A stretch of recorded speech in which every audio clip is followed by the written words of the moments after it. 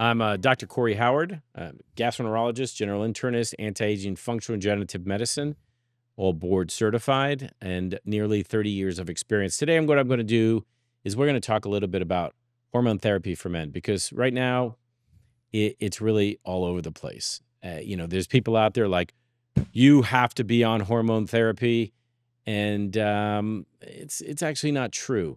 So I find that it's best if we do this in kind of a scientific way, right? So we really want to know, what are the causes of low testosterone?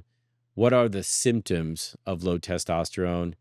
What are the potential treatments, and whether or not you need to be treated? Mhm. And I think that if we can hit those four major areas, I think we've accomplished a lot. And there's a lot of podcasts, a lot of information that you can get online, but you have to understand, I'm somebody that's doing it on a daily basis with actual people. So this isn't like I read it online and this is what I'm doing. This is how I'm going to be talking to people on a daily basis. So what is low testosterone? That's actually called hypogonadism. So that's when your testes are not producing enough testosterone. Hmm. That's very important, because it's not that you feel you don't have enough testosterone. It's actually that there isn't enough testosterone to do the things that it needs to be doing. And we'll talk about that in a second. So first is aging. So, a lot of people that are watching this are not really old enough to really need testosterone, but yet they might have low testosterone. So it's something that, if you feel, once we've gone over some of the symptoms that you might have, then, it's something you want to go get checked out and talk to a doctor about. And I'm not talking about the kind of doctor like you're driving up the side of the road, you see this sign says low T clinic, and I'll explain why in a second. There are a lot of medical conditions that actually cause low testosterone, and that includes your body weight and body fat percent, diabetes, what's called metabolic syndrome, which has to do with your sugar, your weight, cholesterol, and things like that. And then many other chronic illnesses can do it. Believe it or not, medications can too. So if your doctor put you on cholesterol lowering medications, that could potentially decrease your testosterone, primarily because the way testosterone is made, it's actually made from cholesterol. Every single cell in the human body has cholesterol in it. It's made from cholesterol. Hmm. So cholesterol actually breaks down into what's called pregnenolone, which go to progesterone, which actually forms into something called DHEA, which is made in the adrenal glands, and then also androstenedione, which is the direct precursor to testosterone, and finally you get to testosterone. So it all comes from that. So there's a potential for that. Excessive alcohol consumption. Now, there's nobody that can say, well, some alcohol may or may not have an effect. I'm talking about excessive alcohol consumption, and certainly stress. And you may say, stress? Why would stress cause low testosterone? Well, just think about it. I just said, comes from cholesterol, goes through this process, and DHEA and cortisol are made in the adrenal glands. And when you've stressed your body, you're stressing your adrenal glands. The adrenal glands can't produce DHEA, which is a precursor to testosterone in males as well. Hmm. Lifestyle factors, we're talking about poor diet, poor exercise, or not enough exercise, and really looking at it from those two standpoints, probably the most important things. But then again, you will get into toxins, and toxins could be plastics, pesticides, those kinds of things. Those are really bad too. Injury, of course. I mean, you can have injury. There are some famous people in the world that have lost one testicle, but still are able to make testosterone. But it certainly can lower it. And then there's some genetic conditions, which are really outside the scope of what we're talking about today. So what are the symptoms of low testosterone? You know what the symptoms are? Mm. If you had to guess. Just lack of energy. So fatigue is Yeah. good. Trouble sleeping. Trouble sleeping, not really, but it can cause trouble sleeping, potentially. A common one is, and I'm not trying to put you on the spot, but a common one, of course, is low libido. So, you That's don't true. want to have sex. Erectile dysfunction, or trouble maintaining an erection or even getting an erection. And this is where I want to have people avoid those doc in the box places of the low T clinics, right? Because if you're in a low T clinic, you're like, everybody that walks in needs testosterone. Yeah, Mm. obviously not the case. But here's the thing. The penis is like the canary in the coal mine to heart disease. So what happened was, back in the day, they'd go in the coal mines and they bring the canaries, and when they died, they knew the toxins were too high. Well, in this case, the erectile dysfunction can be due to heart disease. And so you want to make sure that you don't have heart disease before you get treated with testosterone, because that could potentially be a reason not to treat, or at least make sure you're treating the heart first. Why is that? Good question. The answer is because the plaquing occurs in the very small arteries of the penis first. And so that leads to decrease in blood flow. It can actually cause a little bit in decrease in size, potentially, and certainly can lead to erectile dysfunction or difficulty maintaining an erection. Huh. So that's really, really important. Depression and mood changes, very, very common. Decreased muscle strength and endurance. Now, that can also be from lack of exercise. But as men get older, they begin to lose muscle mass. So you lose about you know, 3 to 5% of your muscle mass per decade. So, as you're getting older, you're losing that. And part of it is because of low testosterone, increased body fat, and certainly around the midsection. You see that a lot in men. Thinning of the bones, not as common, but it can be a factor, somewhat due to decreased muscle mass and decreased total weight. And then cognitive issues. These are issues related to not just depression, but anxieties and mood disorders and things like that. From your professional opinion, there's this huge push towards, I don't know if you've seen it, but like these erectile dysfunction drugs, something Blue Chew is one of them. There's like these libido drugs, which basically like they're in the mood drugs. Like, what are some of the risks, and do these have any effects on suppressing your testosterone or something like that? What should you look out Yeah, for? they don't have any effect on testosterone. Okay. What they do is improve blood flow to the penis. That's the main thing. Now, these medications, which you can buy online, and you have these new sites, I won't even mention what they are because I would not recommend them. I Yeah. think they should be under a doctor's care. Uh-huh. But, people think I've got this, or I want to last longer at night. That's kind of a thing, Hmm. not a reason to treat from a medical condition. That's just a personal thing that people choose. But they've moved to these that are dissolvable under your tongue, Mhm. so they can act more quickly. Now, the other thing is when something gets dissolved under the tongue, it actually bypasses the what's called first pass metabolism and gets into the system a lot more quickly. So that's the reason why those exist. There are some contraindications. They are contraindicated, or meaning that you shouldn't use them with alcohol. There are some other medications that you shouldn't use them with, and usually in the younger population, they're not on those, but those are called nitrates. And nitrates, so you take some nitrates, which cause what's called vasodilation, or enlargement of the arteries, and then you also add that, and then you've got a prescription for passing out and possibly dying. Mm. And so that's one of the problems with those drugs, usually in the older population. So we are very careful about who to prescribe it to. So again, quick review is fatigue or decreased energy levels. You want to make sure that you're looking at people that have decrease in their libido. Now, there's other reasons to have decrease in libido. I mean, if you've been married for a long time, depends what the other person looks like. That goes both ways.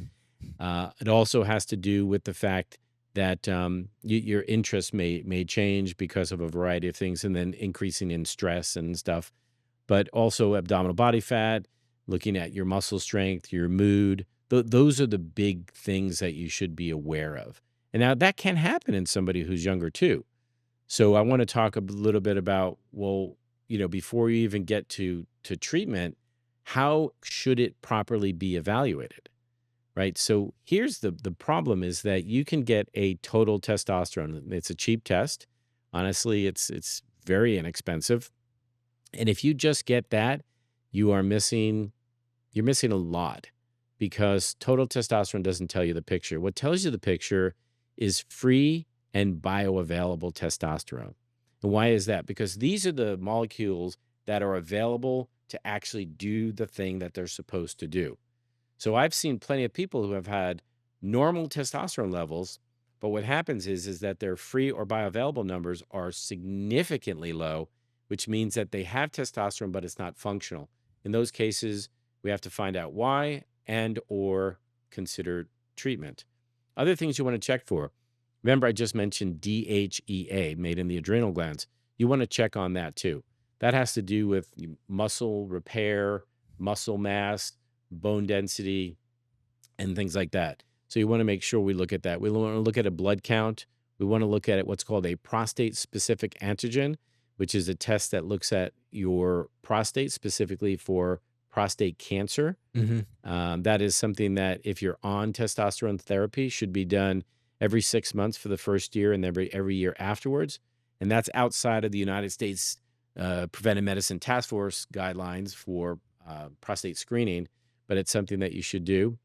You also want to look at follicle stimulating hormone and luteinizing hormone. Those are made in the pituitary glands. So basically, the way this works is that in your brain, the hypothalamus produces a releasing hormone, which is called gonadotropin releasing hormone, which tells the pituitary gland to make follicle stimulating hormone and luteinizing hormone. Luteinizing hormone affects a cell called the Leydig cells, which is where testosterone is made. Follicle stimulating hormone is going to talk to the Sertoli cells, which has to do with spermatogenesis, actually making sperm. And so you have to look at those as well. You typically will also look at something called a prolactin. And so you Mm. can tell from just these tests, you don't want to just check a total testosterone. So if you go to these clinics and they're like $45 and you're going to get, tested, yeah, that's not really the case. So you want to be aware of who's seeing you and what tests they are going to order. Those are the tests that I would order generally for pretty much everybody. I might add some additional things.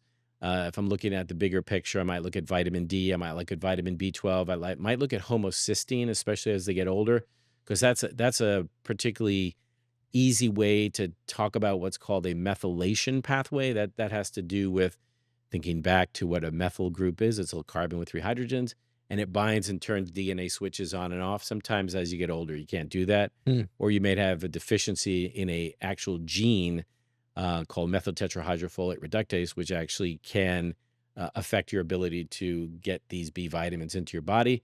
And B vitamins are exceptionally important in the mitochondria. We talked a little bit Mhm. about that, which is your energy producing system. So it all kind of comes back to very, very basic biology and how it works. And that's kind of the thing. So if we're talking about we've seen somebody, they seem pretty reasonable, like they have symptoms, we order testing, and then it comes back abnormal. What would be the potential treatments? That's really the key, right? So you've got gels, they don't really work well. You've got that there's a gel that you could put on. Generally, they convert more easily into estrogens, which is a hormone that you would normally have in men and in women, but I don't like them. They're also very expensive, by the way. The easiest and best are actually injections and pellet therapy. So, injection therapy is actually testosterone therapy that you would do once a week. Now, you do have to inject yourself. It's not entirely pleasant, but it's not terrible. And if you have a fear of needles, you got to get over it, or else you're not going to get testosterone. But I will say that in this particular instance, you start with a dose, usually around 100 milligrams of testosterone cypionate, which has what's called a half life, meaning half the drug gets degraded somewhere between 7 and 12 days, closer to 12 days often. So you dose it once a week so that your levels hopefully stay high. Unfortunately, with injection therapy, you do kind of get a quite a variation. Mhm. And most men feel great the first day or two. And then day 7, right before their injection, they're like, yeah, I can definitely feel the difference. Mm. Now we do testing, so we see what the levels are because we don't want to jack you up too high, but we don't want to have it too low either. So you have to monitor that. And then finally, there's pellet therapy. So what's pellet therapy? Pellet therapy is basically a small, long-acting form called depot form that we insert into the area of the buttocks, near butt, and they can last anywhere between 3 to 6 months. And so it makes it very convenient for active people. You have to have a downtime of about 3 to 5 days in terms of heavy lifting and going back to exercise. I can't swim for about 3 days or so, shower for 24. But you put those in, and what you have is a much more consistent level. So if I drew a graph, I'll draw it backwards here for everybody. So you have a peak, and then they come down kind of like this versus kind of going like that with injection therapy. And so that works very, very well. The problem is that, it's a little bit more expensive. You have to make sure you find the right person that does it. There are people that will do it. Some clinics, if you're a warm body, they'll put pellets in you. And sadly, I've seen young men come in to my practice who have gone to some of these other places, and they've had, unfortunately, been given pellets, and they were not told that it can affect their ability to have children later on and things like that, because it can cause a decrease in the testes' natural ability to produce testosterone, so you could become sterile. What if those options, what if you are like in your 20s and you might have some low or testosterone, not just your baseline testosterone, but bioavailable? What are some other holistic options to increase testosterone? So, holistic options, not a ton. I mean, you can try DHEA. There is a Ayurvedic kind of concoction that they have, which is a form of Eastern type medicine Hmm. that may work, but it's not really sure. Yeah. But if you really have somebody who is young and they have low testosterone, we often use Clomid. And Clomid tries its best to stimulate the pituitary to increase luteinizing hormone, which then tells those Leydig cells to make some testosterone. Very effective. It is prone to something called tachyphylaxis. Tachyphylaxis is that you start taking a medication and over time it becomes less effective. Mm. And so you can cycle people on and off of it, especially if they're married and they're looking to have children and they do have low testosterone and they're having difficulties. So that is something that could potentially be beneficial. And that is probably the number one thing given to young men who are interested in having children. Now, that's not saying that some people don't get on testosterone when you're young, because honestly, sometimes they do. It's a risk and a benefit, right? Anything that you take, anything that you use, just so you know, has a risk and a benefit, and you always want the benefit to far outweigh the risks. But in this case, there are some risks, and this is a good time to talk about, what are the positive and negatives and some of the folklore out there, because some people say, well, does testosterone cause prostate cancer? The answer, it does not cause prostate cancer. There's been a lot of data that says that it does not. There is a question of whether or not it can enlarge the prostate, which means that enlargement of the prostate can cause problems with urination later on, but not increasing the risk of actually cancer. That's the biggie. That's people want to know that. The other one is a cardiovascular disease. So there are some studies that look at patients who have had cardiovascular disease on testosterone. It looks like it improves. I think part of it is the improvement in metabolism, Hmm. so that actually helps. But there's no evidence that it causes heart disease. Now, having said that, if you have severe heart disease and what's called congestive heart failure, where the heart is not squeezing enough, that is a contraindication, meaning that you cannot use that. And the other contraindication is active cancer. So active prostate cancer, or even really a history of prostate cancer in men, and breast cancer. There's about 2,000 cases of breast cancer diagnosed in men. I've diagnosed about 4 in my career so far, where you notice a lump in a man and you do the workup and they wind up having a cancer. Obviously, that would be a reason not to use hormone therapy as well. And so, therefore, when you're treating, you want to make sure that you're doing it for the right reasons. And so you've got, fatigue, feeling of weakness, decreased libido. You've got, increased abdominal fat, decrease in strength and endurance, and then, moods. And sometimes those are all just related to slightly low testosterone. You can think of it like this: vigor, vitality, and virility. Hmm. So you've got vigor, vitality, virility. Vigor is let's get out there and do stuff. Vitality is, strength. And then, virility is obviously, the ability and desire to have sex. And so, I think that should clarify who should be on testosterone therapy and the reasons why. I'm Dr. Corey Howard. This is a little bit on testosterone therapy. There's a lot to know. Honestly, I don't think you need to know all the intricacies of the mechanisms and all of that. If you want to, let me know, and I'll be happy to do a podcast on that. But you want to seek out a board certified physician that has a specialty in hormone therapy, and just avoid those side of the road places. Just see somebody have the right workup, and if you need testosterone therapy, then you should get it. Thanks for watching.